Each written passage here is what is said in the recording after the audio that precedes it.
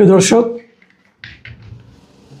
আপনারা নিশ্চয়ই খেয়াল করেছেন গত বেশ কিছুদিন ধরে, মানে ধরা যাক মোটামুটি ছাত্র সংসদগুলির নির্বাচনের পরে, ডাকসু নির্বাচনের সাফল্য, জাকসু নির্বাচনের সাফল্য, অথবা রাকসু অথবা চাকসু, এই নির্বাচনগুলির এই ছাত্র শিবিরের যে সাফল্য, সেই সাফল্যের পর ছাত্র শিবিরের যে মাদার অর্গানাইজেশন, মানে জামাতে ইসলামী, বাংলাদেশ জামাতে ইসলামী, তাদের নেতাদের কথাবার্তায়, আচার আচরণে এক ধরনের পরিবর্তন, এটা অনেকেই লক্ষ্য করেছেন, আমি নিজেও লক্ষ্য করেছি।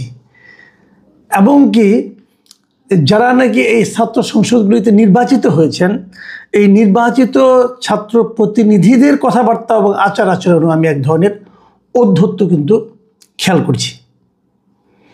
যখন তারা জিতলেন, আমি নিজেও বলেছিলাম যে সারা দেশে জামাত যে রাজনীতি করছে তার প্রতিফলন কিছুটা হলেও এই নির্বাচনগুলোতে পড়েছে। এবং তখন এটাও প্রশ্ন ছিল, তাহলে কি ছাত্র সংসদ নির্বাচনের যে ফলাফল, তার প্রভাব জাতীয় রাজনীতিতে, জামাতের রাজনীতিতে পড়বে? আমি এতে একমত হইনি, আমার মনে হয় সেটা পড়বে না। কিন্তু জামাতের নেতৃবৃন্দ সম্ভবত ধারণা করেছেন পড়বে, এবং সেটা পড়বে মনে করে তাহলে এইগুলোতে তারা নিরঙ্কুশভাবে ভূমিধস বিজয় হয়েছে। তাহলে কি সারা দেশে জাতীয় নির্বাচনে জামাতের এরকম ভূমিধস বিজয় হবে? এই প্রশ্নটা সাধারণ মানুষ অনেকভাবে বিশ্লেষণ করেছেন, কিন্তু জামাতের নেতারা কিন্তু বিশ্বাস করেছেন বলে আমার ধারণা। তাদের আচার আচরণ, কথাবার্তায় অনেকের, সবার কথা বলছি না, অনেকের মধ্যে সেরকম দেখা গেছে। অনেক শীর্ষ পর্যায়ের নেতাকে বলতে শোনা গেছে যে এবার যেরকম সুযোগটা পাওয়া গেছে, এরকম সুযোগ আর আসবে না। একজনের কথা বলি, যাকে নিয়ে এই মুহূর্তে গত একদিন ধরে প্রবল আলোচনা হচ্ছে সব জায়গায়। সেটা হলো চট্টগ্রামের জামায়াতের খুবই গুরুত্বপূর্ণ একজন নেতা, মিস্টার শাহজাহান চৌধুরী। তিনি একটা কথা বলেছেন কিন্তু, যে সুযোগ এসেছে তা আর আসবে না। এর অর্থটা কি? মানে এবার তারা যে সুযোগটা পেয়েছেন, মানে এবার সাধারণ মানুষের মধ্যে যে চিন্তাটা কাজ করছে, এরকম আর আসবে না। এটা কথা সত্য। সত্য এই কারণে আমরা গত অনেকগুলি বছর, স্বাধীনতার পর থেকে আমরা দেখে আসছি, যখন থেকে বিএনপির জন্ম হয়েছে তখন থেকে দেখে আসছি যে বাংলাদেশের রাজনীতি প্রধানত ঘুরপাক খায় এই দুটো দলের মধ্যে, বিএনপি এবং আওয়ামী লীগ। কিছুদিন জাতীয় পার্টি ছিল, অল্প কিছুদিন, তারপরে জাতীয় পার্টি হারিয়ে গেছে, বিএনপি এবং আওয়ামী লীগ। এবার নানা ক্যারিকাচারের মাধ্যমে আওয়ামী লীগকে নির্বাচনের বাইরে রাখা সম্ভব হয়েছে, এবং আমি মনে করি এই ক্যারিকাচারের পেছনে জামাতের ভূমিকা সবচেয়ে বেশি। এবং আমি এটাকে খুব জামাতের দিক থেকে অন্যায় মনে করবো তাও করি না, কারণ জামাতের পলিটিক্স এরকম। জামাত চেয়েছে প্রধান দুইটার একটা করে আমি সরিয়ে দিতে পারি, তাহলে আমি প্রধানদের মধ্যে একজন হয়ে যাব। জামাত এই ট্যাকটিকে অগ্রসর হয়েছে। হয়তো সে কারণেই এই শাহজাহান চৌধুরী বলেছেন যে সুযোগ এসেছে তা আর আসবে না। এই জায়গাটাতে আমি শাহজাহান চৌধুরীর বক্তব্যটাকে একটু সমালোচনা করতে চাই। তা আর আসবে না কেন? আগামীবার আরও ভালোভাবে আসতে পারে। আপনি যদি ভালোভাবে কাজ করেন, আগামীবার আরও ভালোভাবে আসবে। কিন্তু আপনি যদি মনে করেন যে ছলে বলে কৌশলে একবার কেবল ক্ষমতায় যেতে পারলে আর কাউকে আমরা আশেপাশে আসতেই দেব না, এমন কাজকর্ম করব যে আর ভোটের জন্য জনগণের কাছে যেতে হবে না, তাহলে আপনি এটা বলতে পারেন যে আর সুযোগ আসবে না। কিন্তু না আসার তো কোনো কারণ নেই। কিন্তু এটা নিয়ে নয়, শাহজাহান চৌধুরীর যে কথা নিয়ে আলোচনা হচ্ছে বেশি, সেটা হলো উনি বলার চেষ্টা করেছেন যে এই নির্বাচনে প্রশাসন ওনাদের কথায় উঠবে এবং বসবে। আমি আপনাদেরকে ওনার কিছু বক্তব্য বরং আমি পড়ে শোনাই। উনি বলেছেন যে নির্বাচন শুধু জনগণ দিয়ে নয়, যার যার নির্বাচনী এলাকায় প্রশাসনের যারা আছেন তাদের সবাইকে আমাদের আন্ডারে নিয়ে আসতে হবে। আমাদের কথায় উঠবে, আমাদের কথায় বসবে, আমাদের কথায় গ্রেপ্তার করবে, আমাদের কথায় মামলা করবে। ভয়ঙ্কর কথা কিন্তু। একটা রাজনৈতিক দলের নেতা, সেটা সরকারি দলও নয়, এবং তারা বলে থাকে তারা সৎ লোকের শাসন কায়েম করবে, তারা বলে থাকে তারা জনগণের অধিকার দেবে, এরকম একটা আদর্শের কথা যারা প্রচার করে, সেই দলের একজন শীর্ষ পর্যায়ের নেতা যিনি এবার এমপি ক্যান্ডিডেট হয়েছেন, তিনি বলছেন যে নির্বাচন শুধু জনগণ দিয়ে হয় না, এর মধ্যে প্রশাসনের একটা ভূমিকা আছে। এই জন্যই প্রশাসনকে আমাদের আন্ডারে নিয়ে আসতে হবে। এবং আমাদের কথা তারা উঠবে, তারা বসবে, আমাদের কথায় কাউকে বলবো ওকে গ্রেপ্তার করো, তাকে গ্রেপ্তার করবে, আমরা বলবো ওকে মামলা করো, ওর বিরুদ্ধে মামলা করবে। কি ভয়ঙ্কর কথা! শেখ হাসিনা তো এইভাবে দেশ চালাতেন শেষ দিকে। এটা শাহজাহান চৌধুরী বলছেন, বলার আগে তো ভাবতে হয়েছে ওনাকে।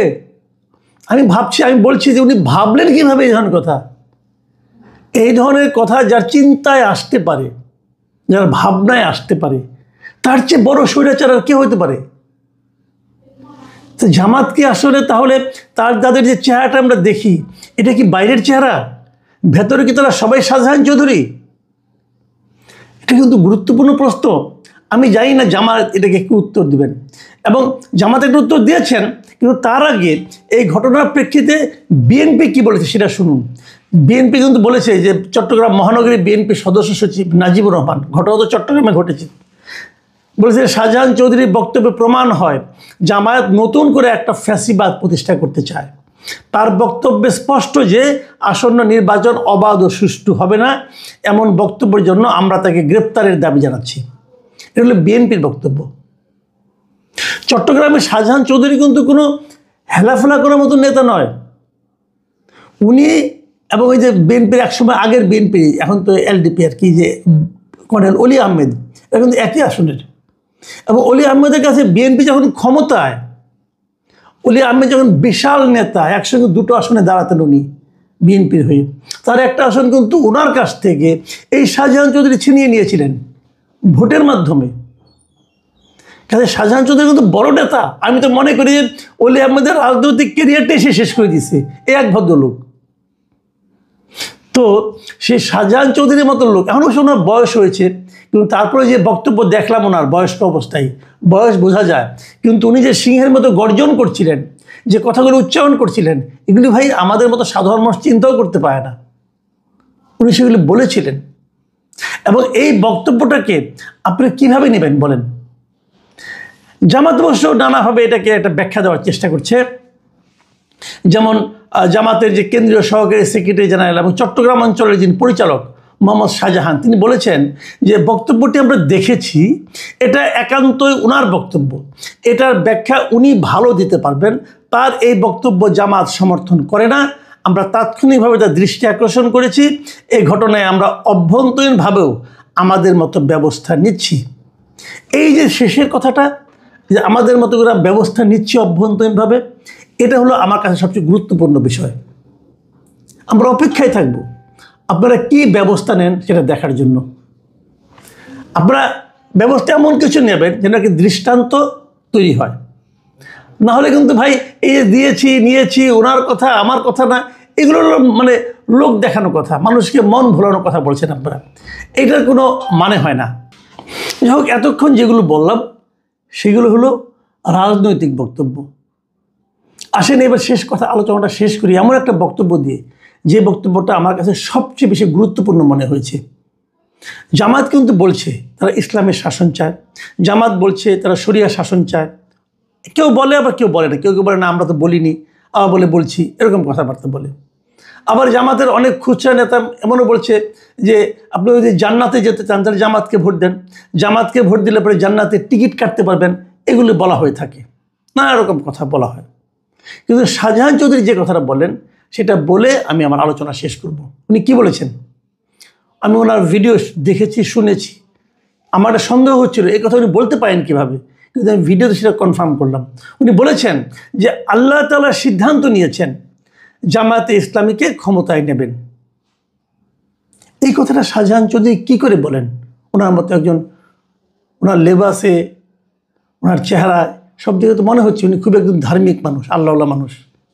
তো উনি কী করে এই কথাটা বললেন?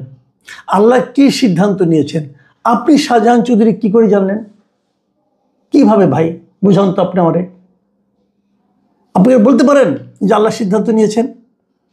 ঠিক আছে, আমি ধরে নিলাম আপনি জানেন, আপনি এতই আপনি মানে কামেল লোক যে আপনার সঙ্গে একটা যোগাযোগ আছে, আল্লাহ আপনাকে বলেছেন অথবা শুনেছেন অথবা ভেবেছেন, হতে পারে। ধরা যাক কথার কথা জামাত ক্ষমতায় গেল না, তাহলে যারা আপনার এই কথাগুলো শুনলো তারা কি মনে করলো? যারা বিশ্বাস করলো তারা কি ভাবলো? তখন তো তারা ভাববে আপনি বলেছেন আল্লাহ সিদ্ধান্ত নিয়েছে জামাতকে ক্ষমতা নেবে, জামাত তো ক্ষমতায় গেল না, তাহলে আল্লাহর সিদ্ধান্তে কোনো কাজ হয় না? আপনার আল্লাহকে নিয়ে কোথায় ঠেকিয়ে দিলেন রে ভাই? এটা কোনো সেন্সিবল কথা আপনি বলেছেন? অথবা যদি আল্লাহর প্রতি সন্দেহ নাও করে, ওটা করা উচিত হবে না, ওটা একদম ভয়ঙ্কর অন্যায় হবে, কবিরা গুনাহ হবে। ঠিক আছে, ধরলাম ওটা করলো না, কিন্তু যারা নাকি অন্য ধর্মের লোক, যারা নাস্তিক টাইপের লোক, তারা কীভাবে আপনাকে মূল্যায়ন করে, আপনার নামে কীভাবে বলবে এবং আল্লাহর কথা কীভাবে বলবে? অথবা ধরা যাক, ওটাও ধরলাম না, তাহলে আপনি যে কথাটা বললেন, আপনার কথা আগামী থেকে বিশ্বাস করবে? আপনার দলের কথা কেউ বিশ্বাস করবে? এরা তো এগুলি বলে। তো কথা বলার সময় খেয়াল রাখবেন না। কেউ কেউ হয়তো বলবেন যে ওনার বয়স হয়েছে এবং হয়তো এই কারণে ওনার মানে স্থিরতা নাই, অথবা ওনার মানে আপনার ওই আগের মতো গুছিয়ে কথা বলতে পারেন না, ভাবনাগুলো ওইভাবে প্রকাশ করতে পারেন না বয়সজনিত কারণে। এটা বলতে পারেন, এটা ভালো যুক্তি। যদি সেই যুক্তি হয় তাহলে তো ওনাকে আপনার প্রার্থী করা ঠিক হয় নাই। এরকম এলোমেলো লোককে আপনার প্রার্থী করবেন কেন?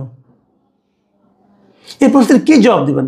আমি এইগুলির ক্ষেত্রে জামাতে ইসলামের একটা বক্তব্য আশা করি যে ওনারা বলবেন যে আসলে কি হচ্ছে, এবং সেই সঙ্গে এটাও বলছি যারা ছাত্র সংসদে নির্বাচিত হয়েছেন তাদেরকে উনি সংযত হতে বলবেন। কয়েকদিন আগে দেখলাম, খুব সুনাম শুনেছিলাম এই ছেলেটার, এই সাদিক কায়েম, খুব ভদ্রলোক, শুনেছিলাম তার যে উত্তেজিত বক্তব্য শুনলাম যে কোন কোন টিচারকে থাকতে দেওয়া হবে না, বের করে দেওয়া হবে। ভাই, হু আর ইউ বের করে দেওয়ার? আপনি কে? আপনি 2 বছর পরে আপনি এই সংসদে মেয়াদ চলে গেল, আপনি পাবলিক, আপনি কে রে ভাই? আপনি একজন টিচারকে বের করে দিবেন সে ভিন্ন মত ধারণ করে বলে, ভিন্ন মত পোষণ করে বলে, ফ্যাসিবাদের পক্ষে কোন স্বাক্ষর দিয়েছে? আরে ফ্যাসিবাদের পক্ষে তো আপনিও ছিলেন কয়েকদিন আগে, কিছুদিন আগে তো ফ্যাসিবাদের পক্ষে আপনিও ছিলেন। আপনি ছিলেন না? আপনি ছবি দেখি নাই, আপনার সাধারণ সম্পাদক দেখি নাই, ছাত্রলীগের কোন কমিটিতে ছিলেন না আপনারা? তাহলে ওই লোক কোন লোক আপনার কোন কারণে প্রেসারে পড়ে না, কোন কারণে কোন ফ্যাসিবাদের পক্ষে কোন সিগনেচার করেছে, এই জন্য তাকে বের করে দেবেন? এরকম বহু লোক আছে ভাই। বাংলাদেশে কোন লোকটা ছিল না ওই সময়ে হঠাৎ করে বিপ্লবী হয়ে গেছেন ভাই, যেটা ভোট পেয়ে মাথা খারাপ হয়ে গেছে? এরকম বহু লোক দেখছি, ভোট পাওয়ার পরে হারাই গেছে ভাই। বহু নেতা দেখা হয়ে গেছে। নিজেকে সংযত করেন।